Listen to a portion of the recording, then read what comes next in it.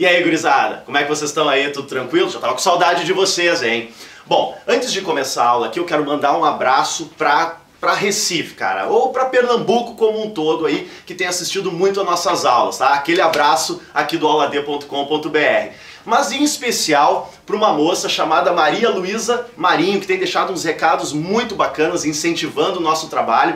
Acabou de passar na primeira fase aí da Universidade Federal de Pernambuco. Vai dar tudo certo, guria. Vamos continuar nesse trabalho aí que depois a gente vai comemorar. E sobre aquele abraço, eu vou te cobrar, hein? Um dia eu vou botar o pé aí em Pernambuco, vou ter o prazer de conhecer, e aí tu vai me dar aquele abraço que tu prometeu, certo? Agora voltando aqui para a aula, sou o Bira, professor de literatura, né? Cara, o que nós vamos trabalhar hoje? Nós vamos trabalhar o modernismo. Vocês lembram da aula anterior que eu falei para vocês que didaticamente nós temos 3 fases, ou 3 gerações no modernismo. A primeira fase ela está diretamente ligada ao quê? A Semana de Arte Moderna. Lembra? Rebeldia, destruição, experimentalismo, né? Lembra lá o Oswald de Andrade, o Mário de Andrade, né? Só para dar um lembrete aqui para vocês. Hoje nós vamos para a segunda fase, pessoal. Uma fase também conhecida como de construção ou reconstrução. Aqui vocês vão ver um cara muito empolgado dando aula, cara, porque aqui estão os gênios da literatura brasileira. Só que nós temos um detalhezinho aqui eu tenho um detalhezinho para avisar para vocês, que é o seguinte: essa segunda fase, tecnicamente, ela é dividida em 2 planos, tá? Ela é subdividida, digamos assim. Ela é dividida em poesia moderna, e aí nós vamos trabalhar alguns poetas dessa geração. E na próxima aula eu vou trabalhar o quê? O romance de 30 ou o regional de 30, tá? Para não ficar tudo num videozinho só. Então, tecnicamente tem essa divisão mesmo e a gente vai trabalhar dessa forma, certo? Cara, aqui estão as minhas paixões na literatura. Só para te ter uma ideia. Então, cara, eu tô todo oriçado hoje aqui para dar essa aula, certo? Poesia moderna, eu tô falando de quem, velho? Drummond, Cecília, Mário Quintana, Vinícius de Moraes. Depois a gente vai ver cada um deles, né? Mas antes disso, vamos dar uma olhadinha aqui então. Poesia moderna, algumas características, o contexto, né, que a gente sempre trabalha. Didaticamente, nunca esqueçam disso, essa segunda geração vai de 1930, término da primeira fase, né, até 45. Tá? Aí quando vai começar a terceira fase ou terceira geração, certo? Poesia moderna, o que nós temos aqui então? Qual é o contexto histórico? Gurizada, de 30 a 45 vocês estudam em História Geral, já estudaram no ensino médio, é talvez a pior fase da história do século XX no mundo, né? Por quê, pessoal? No Brasil a gente tem a Revolução de 30, Getúlio Vargas, mão de ferro, ditadura, vai ao poder, né, pessoal? Mais de uma década lá fica no poder no Brasil e a gente sabe as consequências desse homem no poder, né? Nós temos a Revolução Constitucionalista, um momento importante também aqui da história do Brasil. Agora, os grandes acontecimentos estão no mundo, né, pessoal? E isso vai influenciar o mundo, né? Parece uma redundância, mas é verdade. O que está rolando entre 30 e 45? Não esqueçam que já terminou a Primeira Guerra Mundial, né? Já passamos por uma Revolução Russa, tá? Mas parece que não tinha terminado ainda os problemas desse século, né? O que nós temos aqui? Segunda Guerra Mundial, pessoal, né? Os estados totalitários, nazismo, fascismo. Imagina o ser humano nessa época, cara. A agonia, o medo, né? As perspectivas de futuro, né? Terceiro Reich aqui, Hitler, as invasões, campos de concentração, aquela desgraça que a gente conhece na história, né, pessoal? Outra coisa, Guerra Civil Espanhola, né? Um momento difícil, grosseiro da história da Espanha, onde o Picasso vai retratar na sua obra Guernica, né? Todos os acontecimentos, aquela dor, enfim, aquela falta de luz, de futuro, as perspectivas praticamente não existiam nessa época para cada indivíduo, né? E para fechar, né, pessoal? Bombas atômicas, né? Guerra nuclear, pessoal. Existe uma possibilidade, né? E a gente sabe que depois de 45 também vai ter a Guerra Fria, né? 2 eixos, né? Um eixo capitalista lá, que tem como principal mentor os Estados Unidos, um eixo socialista com a União Soviética, a Rússia, né? Mas as bombas atômicas, né, largadas em Hiroshima e Nagasaki, né, pessoal? Então, obviamente, esse contexto vai aparecer na literatura. Imagina na poesia, isso aqui é tema, assim, para ser lapidado, né? Então, basicamente, esse é o nosso contexto, tá? Segunda fase modernista, de 30 a 45, poesia moderna. Fechamos? Vamos seguir aqui. Quais são as características desse movimento, pessoal? Notem que são características que estão diretamente ligadas ao quê? Aquele contexto que eu acabei de falar. Né? Olha aqui, ó, literatura politizada, engajada, né, pessoal? Nós temos problemas sérios econômicos, sociais, políticos, mundiais. Guerra mundial, bicho, né? Então vai ser uma literatura que vai olhar para os problemas do Brasil, aqui especificamente na poesia moderna, mas na literatura universal, aí na literatura do mundo, vai ser uma literatura engajada como um todo, certo? É uma fase de amadurecimento, significa que aquela primeira fase que quebrou a porta, digamos assim, passou a boiada, fez barulho, né, mostrou o novo, essa fase veio o quê? Para organizar, como eu disse, construção ou reconstrução. Então esses gênios aqui da literatura vão fazer o quê? Vão ter mais bagagem, o contexto é diferente e vão melhor trabalhar a poesia. Não vão usar muito do experimentalismo lá da primeira fase. Depois eu vou mostrar para vocês, certo? Interpretar o eu no mundo. Cara, é uma literatura aqui da segunda fase, em especial na poesia moderna, filosófica, né, pessoal? Existencial. O que o indivíduo vai fazer nesse mundo? Né? Para que eu sirvo? Como é que eu vivo? Minha família, meus filhos? Qual é a perspectiva de futuro, né, perante um contexto tão destruidor, né? Parece que a vida está agonizando, ela está respirando por aparelhos aqui. Então, esses poetas eles vão tentar interpretar o quê? Esse ser, esse indivíduo no mundo, certo? O intimismo, né, o íntimo vai entrar, vai voltar à subjetividade dos autores aqui e eles vão externar para nós essa visão de mundo que eles têm, certo? O espiritual, o místico vai aparecer, porque vão vir perguntas, né? E por que está acontecendo isso? Né? E vão voltar algumas perguntinhas antigas, né? De onde viemos, para onde vamos. Vamos tentar analisar filosoficamente essas circunstâncias onde nós, cada um dos indivíduos, estamos inseridos, certo?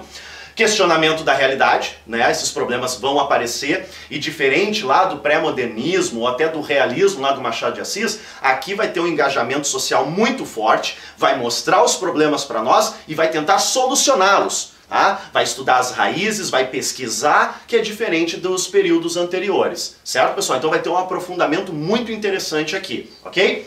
E na técnica, na parte técnica aqui dos poemas, verso livre e poesia sintética.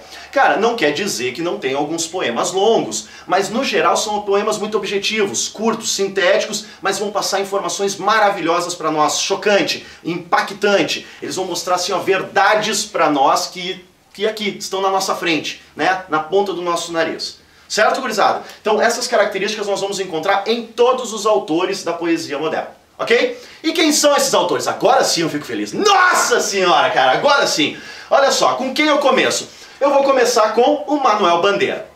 Cara, o Manuel Bandeira é um poeta muito simples, né? A sua linguagem, o seu vocabulário é muito tranquilo para entender.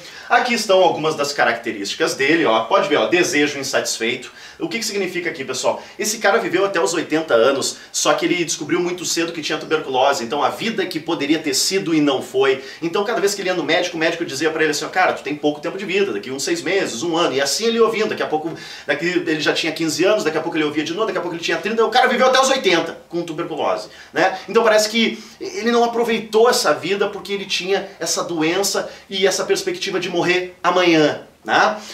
Infância, ele vai retornar à sua infância. É muito comum aqui os poetas voltarem às suas raízes, né, para falar da sua família, de quando tu era pequenininho, né? Normalmente viviam no interior e tal. Tristeza da vida, e aqui dá para ser pelo contexto que eles estão inseridos, lembra? Um contexto difícil mundialmente e aqui também no Brasil, mas também tristeza da vida porque o cara não aproveitou a vida, né? Podemos ver dessa forma. Morte, tu tem uma doença, a morte está girando, né, a tua vida frequentemente. E temática social. Eu posso colocar temática social aqui em todos os autores, né? São extremamente politizados, engajados. Certo, pessoal? Vou mostrar rapidinho aqui uns trechinhos de poemas para vocês, só para lembrar Manuel Bandeira, ok? Olha só. O bicho, nota aqui temática social, que belo poema, adoro esse poema. Vi ontem um bicho na imundície do pátio, catando comida entre os detritos. Quando achava alguma coisa, não examinava nem cheirava, engolia com voracidade. O bicho não era um cão, o bicho não era um gato, não era um rato. O bicho, meu Deus, era um homem. Olha aqui, diretamente um problema social, miséria, pobreza no Brasil. Né, pessoal? E notem um vocabulário super tranquilo de entender, né? Não precisa aquela coisa subjetiva, aquela dificuldade de interpretar a poesia. Não, super na boa, né? Olha outro aqui bonitinho dele aqui, ó. Vou-me embora pra Pasárgada. Bem conhecido. Botei só o trecho principal. Vou-me embora pra Pasárgada, lá sou amigo do rei. Lá tem uma mulher que quero, na cama que escolherei, vou-me embora para Pasárgada. Com essa questão, circunstância da vida dele, né, de doença, de morte, da tuberculose, da tristeza da vida, ele cria um mundo paralelo, né? A tal Pasárgada, que é bela, tudo é funcional, tudo é bonito, e lá ele é amigo do rei, tem a mulher que ele quer e na cama que ele escolher, né? Então fica bacana aqui nesse sentido de ele criou um mundo para ele nesse poema, né? Um mundo onde não é aquela desgraça, aquela dor sem perspectiva. Certo, pessoal? Vamos aqui rapidinho de novo. Porquinho da Índia. Eu gosto desse poema porque ele é meigo, né? Ele é meigo. Notem aqui que poeminha bacaninha dele. Olha só. Quando eu tinha 6 anos, mostra aquela questão da infância, né? Ganhei um porquinho da Índia. Que dor de coração me dava, porque o bichinho só queria estar debaixo do fogão. Levava ele para a sala, para os lugares mais bonitos e mais limpinhos. Ele não gostava. Queria estar debaixo do fogão. Não fazia caso nenhum das minhas ternurinhas. O meu porquinho da Índia foi minha primeira namorada. Daí tu pensa assim, ah, como assim namorada? Não, pessoal, não pensa bobagem, né? O que a gente pensa aqui de namorada, cara? Ou de amizade? Foi o primeiro bichinho da vida dele, provavelmente o companheiro da infância dele, né? Então ele lembra com saudosismo, com tristeza, porque esse bichinho não existe mais, né, e tal. E aqui está o início da vida dele, das lembranças. Um porquinho da Índia como seu amiguinho e faz um paralelo aqui, né, uma metáfora como a sua primeira namorada, o seu primeiro contato, né? Então, porquinho da Índia mostra isso para nós. Certo, pessoal? Manuel Bandeira, basicamente é isso. Tranquilo? Vamos para outra, a dama da literatura brasileira. Que mulher bela, cara, eu adoro a Cecília Meirelles. A Cecília Meirelles, cara, ela tem algumas particularidades aqui. Temática social ela tem, a fugacidade do tempo, essa coisa da passagem, né, do tempo aqui, esse mundo que está envolvida ou que ela está inserida. Entretanto, de todos os poetas dessa geração, ela é que tem uma linguagem um pouco mais elevada. Ela voltam, digamos assim, às formas clássicas, que aquela lá, primeira geração quis quebrar, ela retoma, ok? Olha só, o intimismo, e aqui o papel da mulher, a mulher inserida nesse contexto machista e difícil, que a gente sabe qual é, né? Linguagem elevada, a melancolia, o existencialismo, né? Ou seja, o indivíduo inserido nesse mundo, então vai ter aqui uma poesia extremamente filosófica dela, né? Existencial. E a passagem do tempo é uma constante na sua obra. Certo, pessoal? Gosto muito dela. Cecília Meirelles acho que tem uma visão de mundo, principalmente nessa questão do tempo, bem interessante. Vamos dar uma olhadinha aqui rapidinho no poema dela? O nome é Retrato. Tá? Eu não tinha esse rosto de hoje, assim calmo, assim triste, assim magro, nem nesses olhos tão vazios, nem o lábio amargo. Né? Então ela no hoje, se olhando num espelho, enfim, ou no retrato, né? E ela notando que tem uma diferença. Eu não tinha estas mãos sem força, tão paradas e frias e mortas. Eu não tinha este coração que nem se mostra. Notem que eu estou até com um tom de voz melancólico, né? Eu não sei, eu não dei por esta mudança tão simples, tão certa, tão fácil. Em que espelho ficou perdida a minha face? Então, pessoal, aqui, retrato, o poema Retrato fala do quê? Passagem do tempo, né, pessoal? Ela está envelhecendo, né? E com o envelhecer, ela está se achando um pouco o quê? Feia, olhos tristes, mãos sem forças, né? Porque o tempo está passando, ela já não tem mais aquela jovialidade, aquele ímpeto dos jovens, né? Porque ela já tem uma bagagem de vida, né? Então isso aqui é uma constante na obra da Cecília Meirelles. Certo, gurizada? Vamos aqui, ó. Ah, só mais um poeminha dela, que na verdade eu nem botei um trecho de um poema. A grande obra da Cecília Meirelles se chama O Romanceiro da Inconfidência. Que ela faz o quê? Ela retoma aquela história da Inconfidência Mineira lá, né, no século XVIII, os anos de 1700. Lembra? Tiradentes, os autores Árcades. Ela faz uma releitura, ela traz fatores históricos, ela reescreve essa história, mas poeticamente e maravilhosamente. Ok? Então, o Romanceiro da Inconfidência, só uma dica aí pra vocês, fica como a grande obra da vida dela. E eu botei até um trechinho que é visto por ela mesma, as palavras dela a respeito dessa obra. Era uma história feita de coisas eternas e irredutíveis. Ouro, amor, liberdade, traições. Que foi o que, basicamente, gira, né, a Inconfidência Mineira, a Conjuração Mineira. Certo, pessoal? Então, matamos aqui Cecília Meirelles, ok? Próximo, Vinícius de Moraes. Deus o livre, esse cara eu gosto muito, cara, eu gosto muito. E vocês conhecem, né? Vinícius de Moraes é simplesmente aquele cara dos sonetos e que também fez parte do quê? Da bossa nova, né, pessoal? Então, rapidinho aqui, vamos dar uma olhadinha aqui nas características. Canta o amor. Deus o livre, ninguém representa o amor melhor do que ele aqui nessa... Assim, na verdade é uma questão de perspectiva, né? Mas ele mexe demais com a questão do amor, né? E o amor em todas as perspectivas possíveis. Isso é interessante no Vinícius, tá? E fora que ele era meio tarado, né? Gostava de um whiskyzinho e tal, noturno. Então era um cara muito gente fina, né? Enfim, exaltação da mulher, compreende a mulher, né? O Chico Buarque bebeu dessa fonte aqui, tá? Pode ter certeza. Mistérios da alma, em especial da alma feminina, né? Mas, claro, de todos os indivíduos. Cotidiano, extremamente social, temática social dele é presente com frequência, né?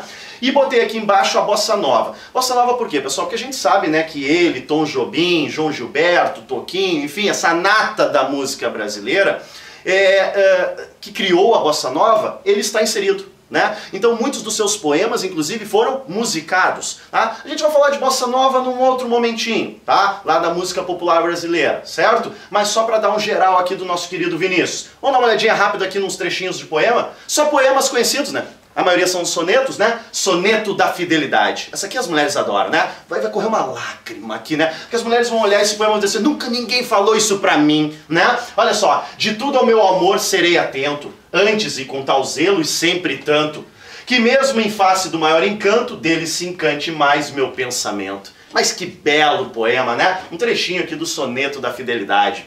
Olha outro soneto bonitinho dele, soneto do amor total, né? Cruz, esse cara é demais, né? Amo-te tanto, meu amor, não cante, o humano coração com mais verdade. Amo-te como amigo e como amante, numa sempre diversa realidade. Imagina tu falar isso aqui no ouvidinho, né? Imagina tu, guri aí que tá, né, dando aquela estudada, alguém chega e fala isso pra ti. Cruzes, né? Deus o livre. Então tá, olha só, outro soneto da devoção. Esse aqui é interessante, por quê? Porque vai aparecer também a sensualidade, né? O desenho da mulher no Vinícius de Moraes. Curte aqui comigo, ó.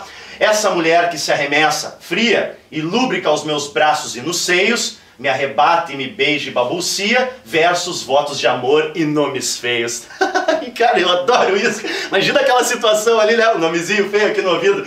Cara, é o Vinícius, né? Agora, mais sério, né? Mais compenetrado. Vamos dar uma olhadinha aqui num poema bem conhecido e social, né? A Rosa de Hiroshima, Hiroshima, Nagasaki, bombas atômicas, lembra? Vocês conhecem, né? Musicalmente bem conhecido também. Pensem nas crianças mudas telepáticas, pensem nas meninas cegas inexatas, pensem nas mulheres rotas alteradas, né? Pensem nas feridas como rosas cálidas, mas ó, não se esqueçam da rosa de Hiroshima.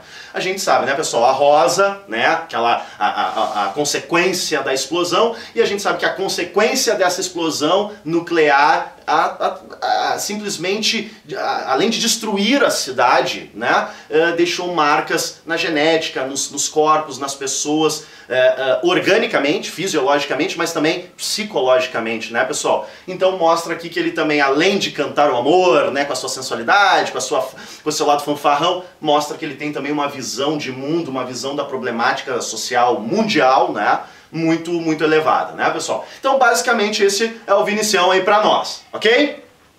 Vamos pro próximo? Mário Quintana. Esse é considerado um dos maiores poetas do Rio Grande do Sul, quem sabe até o maior, está inserido aí nessa geração também, e diferente dos demais, esse aqui é muito dolorido, ele é muito solitário, tem muita melancolia, tristeza, sabe, no Mário Quintana, tá, pessoal? Então, quais são as principais características? Solidão, morte. Ele também vai jogar com a ironia, com o humor, né? Ele sabe jogar, ele tem uma ironia muito requintada, assim, às vezes corrosiva, mas às vezes muito bem, digamos, alinhada, né? Tristeza das coisas, né? Então, tristeza de viver, ela está em cada momento, em cada objeto, só por respirar, por viver, parece que já está tudo triste, né? Existencialismo, de novo, né? Assim como a Cecília, como o Manuel, enfim, vai aparecer, e de alguma forma ele vai juntar aqui situações surreais, né, para mostrar o que? Essa condição do indivíduo inserido no seu contexto. Certo, pessoal? Peguei aqui os poeminhas rapidinho deles. O Morto. Olha que poema, eu adoro esse poema. Poema que é muito interessante, que mostra o que? Uma vida. Mas como assim se chama O Morto? Lê comigo aqui. Eu estava dormindo e me acordaram. E me encontrei assim no mundo estranho e louco. E quando eu começava a compreendê-lo um pouco, já eram horas de dormir de novo. que a gente pode interpretar desse poema aqui, pessoal? Nascimento, desenvolvimento e morte. Só que olha só, ele fez de uma perspectiva de um morto, né? Eu estava dormindo e me acordaram, tipo, eu nasci, né?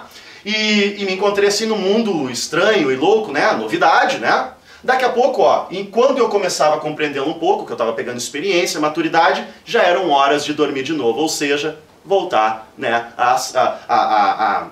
aquele fim que simplesmente iguala todo ser humano, que é a morte. Né, pessoal? Acho muito bacana esse poema aqui do Mário Quintana. Espelho, rapidinho, ó, assim como a Cecília, aqui também tem a questão do espelho, parar na frente do espelho e ver a diferença do rosto, do corpo e tal. Rapidinho aqui pra vocês, ó. Por acaso surpreendo-me no espelho. Quem é esse que me olha e é tão mais velho do que eu?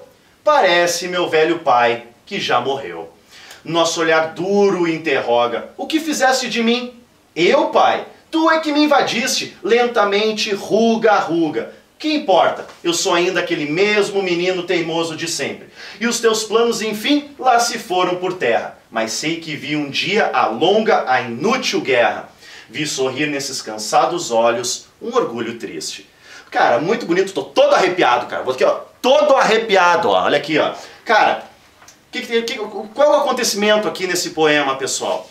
Ele simplesmente para na frente do espelho e fica o quê? Igualzinho ao pai dele, né, pessoal? Ele está se tornando, né, geneticamente aqui, né, externamente o rosto, enfim, igual ao seu pai, né? E aí depois tem algumas críticas aqui, eu vi a longa e inútil guerra, né, e vi sorrir nesses olhos cansados um orgulho triste, né, pessoal?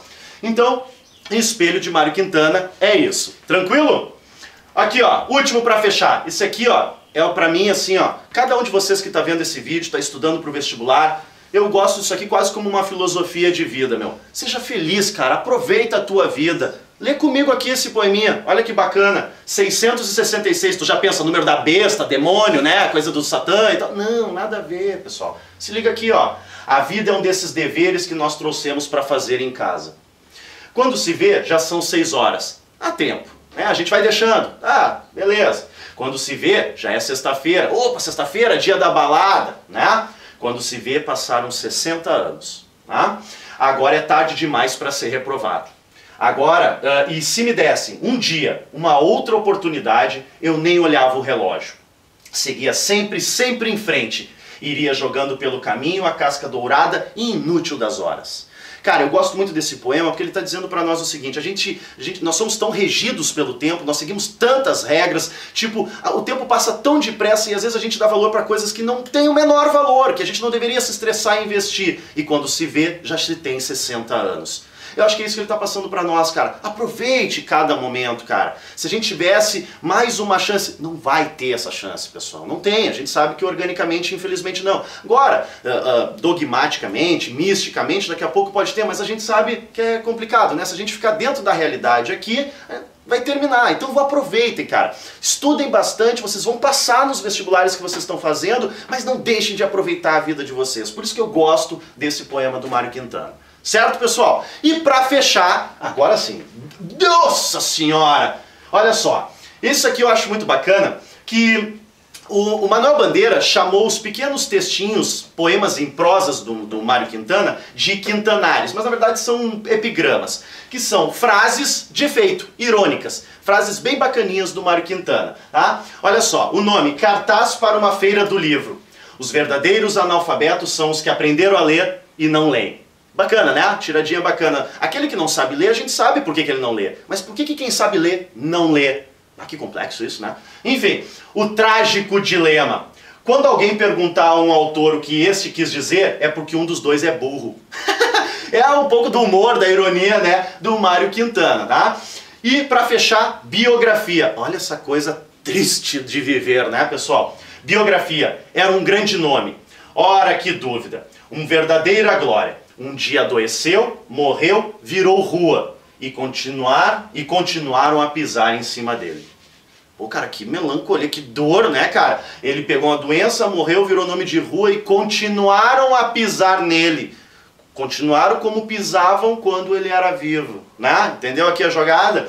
Então os quintanários, ou os epigramas do Mário Quintana, são pequenos poeminhas em prosa, textinhos, frasezinhas de efeito, que tom de ironia, normalmente ironia, de humor e tal. certo? Fechamos aqui o Mário Quintana. E vamos pro último, pro gênio, o filósofo, o pensador, o intelectual, o maior poeta da história do Brasil. Eu costumo dizer que é o nosso Fernando Pessoa, claro, guardada todas as proporções. Aqui está a minha paixão literária. Tá? O Carlos Drummond de Andrade, ele falou de todos os assuntos possíveis, assuntos, temas infinitos, todos os assuntos possíveis que um ser humano pode analisar, desde o amor, infância, casamento, sexo, sensualidade, mas também o social, político, econômico, arte. Claro, ele tem poesia para quase todos os temas, eu costumo dizer todos os temas e determinado assunto. O homem é bom, muito bom. Tá? Então, temas infinitos, um humor diferente um pouco do humor do Mário Quintana. O Mário Quintana às vezes tem um humor assim meio corrosivo. Aqui é um humor, na maioria das vezes, um humor agradável, gostoso assim de ler. Existencialista, né, extremamente filosófico. Eu acho ele um intelectual, um filósofo brasileiro, não é só um poeta. Tá? Temática social, ou seja, vai falar dos problemas sociais aqui do Brasil e do mundo, né? Então do macrocosmo, do microcosmo e o macrocosmo. E metalinguagem, ele também vai analisar o fazer poético, a forma, a linguagem, a escrita, enfim, ok? Então eu peguei uns poeminhas e todos eles são conhecidos. Eu aposto contigo aqui, agora. Olha só, poema de 7 faces. Quando eu nasci, um anjo torto desses que vive na sombra disse: vai, Carlos, ser gaúcho na vida. Vai, Carlos, ser torto, sem jeito e tal. Ou seja, oh, vida difícil também, né? Já começa desse jeito, um anjo diz: tu vai ser torto, né? Bem conhecido esse poeminha, certo?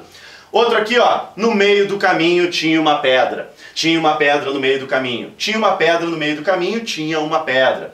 Nunca me esquecerei desse acontecimento na vida de minhas retinas tão fatigadas. Nunca me esquecerei que no meio do caminho tinha uma pedra no meio do caminho, no meio do caminho tinha uma pedra. O jogo aqui de palavras, né, parece uma brincadeira, parece uma coisa até meio estranha num primeiro momento, mas tinha uma pedra no meio do caminho tinha uma pedra. Pedra, pedra, pedra. O que é isso, pessoal? Percalços, né, pessoal? A gente está sempre tropicando, né? Parece que a nossa vida é um eletrocardiograma, né, cara? Altos e baixos, altos e baixos. Ele chama isso de pedras, né? Acho muito inteligente, muito bacana esse poema dele. Outro aqui do Drummond. E agora, José? Pô, quer um poema mais conhecido dele? Mas olha como ele consegue retratar Brasil, mundo, sentimento. Cara, olha a agonia desse ser humano aqui. E agora, José? A festa acabou, a luz apagou, o povo sumiu, a noite esfriou. E agora, José? E agora você? Aí tá falando já conosco, né? Você que é sem nome, que zomba dos outros, você que faz versos, que ama, protesta. E agora, José? Olha esse trechinho aqui. Está sem mulher? Está sem discurso, está sem carinho, já não pode beber, já não pode fumar, cuspir já não pode. A noite esfriou, o dia não veio, o bonde não veio, o riso não veio, não veio a utopia, e tudo acabou, tudo fugiu, tudo mofou, e agora, José? Tipo, parece que tu não tem mais nenhuma perspectiva, né, pessoal? Cara, aqui mostra bem aquele contexto, né, que eles estão inseridos. Mofou, utopia, o sorriso, não pode mais beber e fumar, vícios que o ser humano tem, né? Ou seja, e agora, cara? Não pode mais protestar, não tem mais mulher. E aí, cara, o que tu vai fazer da tua vida? Esse, eu acho que era o sentimento de quem viveu um contexto tão desgraçado como essa primeira metade do século XX. Certo, pessoal? E para finalizar, quadrilha, né? A gente não podia falar dessa coisa do encontro, do desencontro, amor, quadrilha. João amava Teresa, que amava Raimundo, que amava Maria, que amava Joaquim, que amava Lili, que não amava ninguém.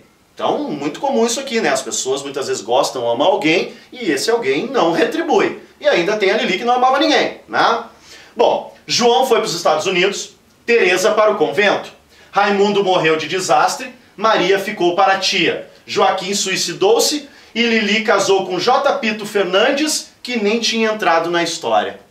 Que poema bacana esse, né, pessoal? Quadrilha, troca, encontros, desencontros. Tu viu só, cara? Amava, que amava e depois cada um, pum, seguiu o rumo da sua vida. E o mais interessante, só para dar um detalhezinho aqui, lembra a Lili que não amava ninguém? No final do poema, a Lili foi a única que casou.